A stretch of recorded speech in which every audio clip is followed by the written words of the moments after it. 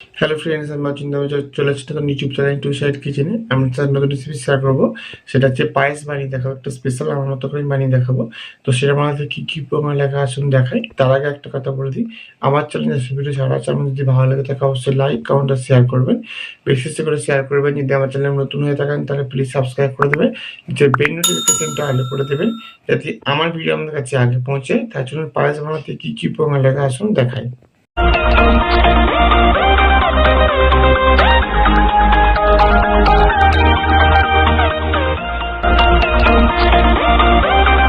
গোবিন্দভোগ চালের পায়েস বানিয়ে দেখাবো। সেটা বানাতে কি কি প্রমাণ লাগা আসুন দেখাই। তার আগে একটা কথা বলে দিই, ভিডিওটা প্রথম থেকে শেষ অবধি দেখার মধ্যে রইল। তার জন্য রেসিপিটা শুরু করি। এখানে আমি কিছুটা পরিমাণ গোবিন্দভোগ, আমি 100 মতো গোবিন্দভোগ চাল নিয়েছি। এটা আমি এবার ভালো করে ধুয়ে বসিয়ে দেবো। এর মধ্যে আমি দুধ নিয়েছি, লিকুইড দুধ 1 কিলোর মতো, 1 লিটারের মতো। দেখুন, আমি দুধটা বসিয়ে একবারে চালটা দিয়ে দিয়েছিলাম, গোবিন্দভোগ চালটা।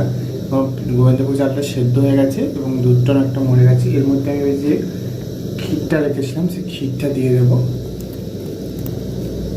ক্ষীরটা দিয়ে দিয়েছি। আমি এর মধ্যে দেবো কিশমিশ, কাজু, কাঠবাদাম, দিয়ে দেবো বাতাসা, সমস্ত উপকরণ দিয়েছি। এবার ভালো একটু ফুটিয়ে নিয়ে নেবো।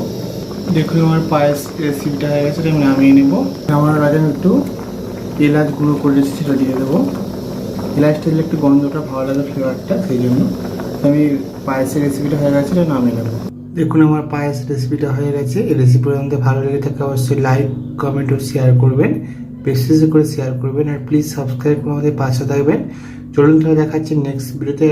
আর এরকম নিত্য নতুন ভিডিও পাওয়ার জন্য আমাদের চ্যানেলটাকে অবশ্যই সাবস্ক্রাইব করে আমাদের পাশে থাকবেন।